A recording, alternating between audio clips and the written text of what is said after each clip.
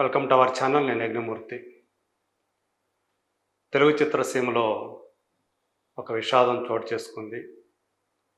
ఒకప్పుడు గొప్ప గొప్ప పాటలను రాసినటువంటి గేయ రచయిత కులశేఖర్ ఈరోజు హైదరాబాద్లోని గాంధీ హాస్పిటల్లో మృతి చెందారనే వార్త తెలిసిన వాళ్ళందరినీ కూడా, ఆయనతో సంబంధం ఉన్న అనుబంధం ఉన్న వాళ్ళందరినీ కూడా ఎంతో విషాదానికి గురి చేసిందని చెప్పాలి. కులశేఖర్ తన జీవితాన్ని, తన కెరీర్ని ఒక జర్నలిస్టుగా ప్రారంభించాడు. ఈనాడు జర్నలిస్టుగా చాలామందికి సుపరిచితుడే, చిత్రసీమలోని వారందరికీ కూడా. ఆ తర్వాత పాటలతోటి అంటే గేయ రచయితగా మారి అనేక సూపర్ హిట్ సినిమాల్లో అనేక సూపర్ హిట్ సాంగ్స్ని ఆయన అందించారు. సో వాటిలో చిత్రం దగ్గర నుంచి కూడా, ముఖ్యంగా ఆర్పి పట్నాయక్ తేజ కాంబినేషన్లో మొదట్లో వచ్చినటువంటి సినిమాలన్నింటిలో కూడా కులశేఖర్ పాటలు రాశాడు. సో ఆ పాటలన్నీ కూడా ఆ రోజుల్లో ఇప్పుడు కూడా జనం నోళ్ళలో నానుతో వస్తున్నవే. కానీ ఆ తర్వాత కాలంలో ఏమైందో ఏమో, ఏం జరిగిందో తెలియదు, కానీ ఆయన మతిస్థిమితాన్ని కోల్పోయాడు అంటూ వార్తలు వచ్చాయి. ప్రేమలేఖ రాశ అనే ఒక సినిమాని కూడా ఆయన డైరెక్ట్ చేశాడు. అందులో అంజలి హీరోయిన్. ఇప్పుడు చిరంజీవితోటి విశ్వంభర సినిమాని డైరెక్ట్ చేస్తున్నటువంటి వశిష్ఠ ఆ సినిమాలో వేణు మల్లిడి అనే పేరుతోటి హీరోగా యాక్ట్ చేశాడు. ఇది చాలామందికి తెలియదు. అంటే వశిష్ఠ హీరోగా నటించినటువంటి సినిమా మొదటి సినిమా, అలాగే అంజలి హీరోయిన్గా నటించిన సినిమా. ఆ సినిమా ఎందుకనో చాలా కాలం పాటు విడుదలకు నోచుకోలేదు. నిజానికి ఆ సినిమాను ప్రొడ్యూస్ చేసింది కూడా వశిష్ఠ తండ్రి అయినటువంటి మల్లిడి సత్యనారాయణ రెడ్డి. సో ఆ తర్వాత కాలంలోనే ఎందుకో ఆయన బాగా డిస్టర్బ్ అయిపోయాడు. తన కుటుంబానికి కూడా దూరం అయ్యాడు. హైదరాబాదులో ప్రధానంగా కృష్ణానగర్, శ్రీనగర్ కాలనీ, అలాగే గణపతి కాంప్లెక్స్, ఇవన్నీ కూడా సినిమా వాళ్ళకి, టీవీ రంగంలో ఉన్న అందరికీ కూడా ఈ ప్రాంతాలన్నీ కూడా బాగా సన్నిహితమైనవి. ఈ ప్రాంతాల్లోనే ఆయన తిరుగుతూ ఉండేవాడు. ఒక 10-12 ఏళ్ల క్రితం ఆయన ఒక దొంగతనం కేసులో రాజమండ్రి జైల్లో 6 నెలలు గడిపి కూడా వచ్చాడు. ఒక గుడికి వెళ్ళి, ఆ గుడిలో, కాకినాడలోని ఒక గుడికి వెళ్ళి, ఆ గుడిలో పూజారి పెట్టే శటగోపం పెడుతూ ఉంటారు కదా, దాన్ని దొంగతనం చేశారంటూ ఆయన మీద కేసు వచ్చింది.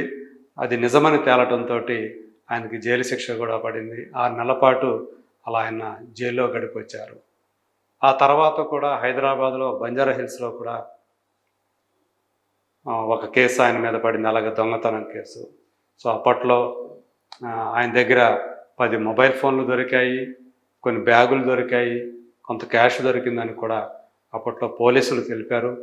ఆయన్ని దురదృష్టవశాత్తు ఆయన్ని మీడియా ముందు కూడా ఒక దొంగగా హాజరుపరిచారు. కులశేఖర్ తెలుగు భాష మీద విపరీతమైనటువంటి పాండిత్యం ఉన్నటువంటి వ్యక్తి. సో గొప్ప గొప్ప పదాలతోటి ఆయన ఆ పాటలు రాసేవాడు.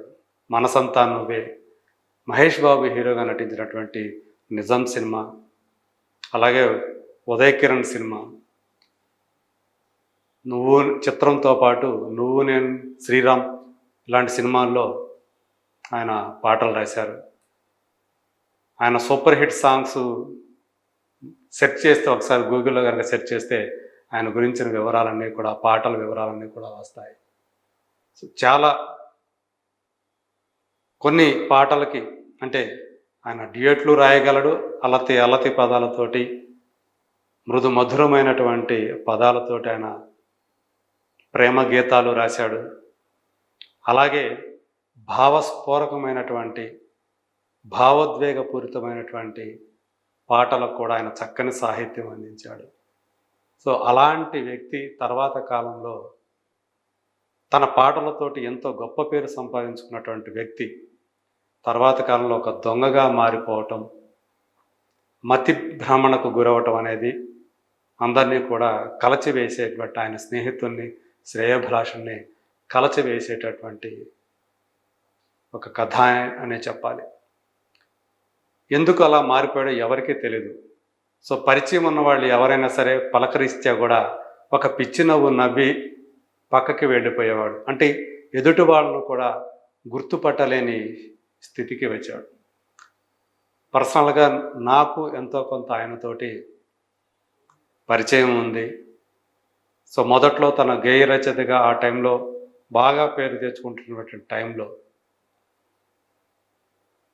ఆయన సో మీడియా వాళ్ళతో, ఎందుకంటే తను మీడియా నుంచే వచ్చాడు కాబట్టి ఎంతో సన్నిహితంగా మాట్లాడేవాడు. కాకపోతే ప్రేమలేఖ రాశ అనే సినిమా చాలా రోజుల పాటు విడుదల కాకపోవటం కూడా ఆయన్ని బాధించిందని చెప్పాలి. సో ఆయన జీవితంలో ఏం జరిగిందో మొత్తానికి ఒక పాట, ఆయన రాసిన ఒక పాట పూజారుల్ని, గుళ్ళో పూజారులుగా చేసే వాళ్ళకి బాగా ఆగ్రహాన్ని తెప్పించింది.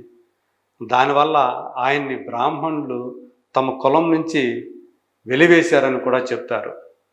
సో దీంతో ఆయన ఆ బ్రాహ్మణ మీదే తను ద్వేషం పెంచుకున్నాడని కూడా అప్పట్లో బాగా ప్రచారంలోకి వచ్చింది.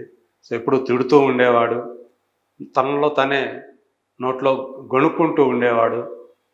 సో ముఖ్యంగా కృష్ణానగర్లో కానీ గణపతి కాంప్లెక్స్ దగ్గర కానీ ఆ టైంలో కొన్ని సంవత్సరాల క్రితం ఆయన కనిపించినప్పుడు ప్రత్యక్షంగా కనిపించిన సన్నివేశం అది.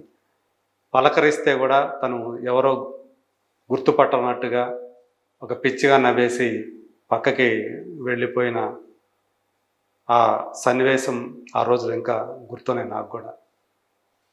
సో మీడియాలో ఉన్నటువంటి ఆయనతో కలిసి పనిచేసినటువంటి ఇప్పుడు భాస్కర్ భట్ల, రవికుమార్, వనమాలి ఇలాంటి గేయ రచయితలు కూడా ఈనాడు సంస్థలో పనిచేసి గేయ రచయితలుగా మారిన వాళ్ళే.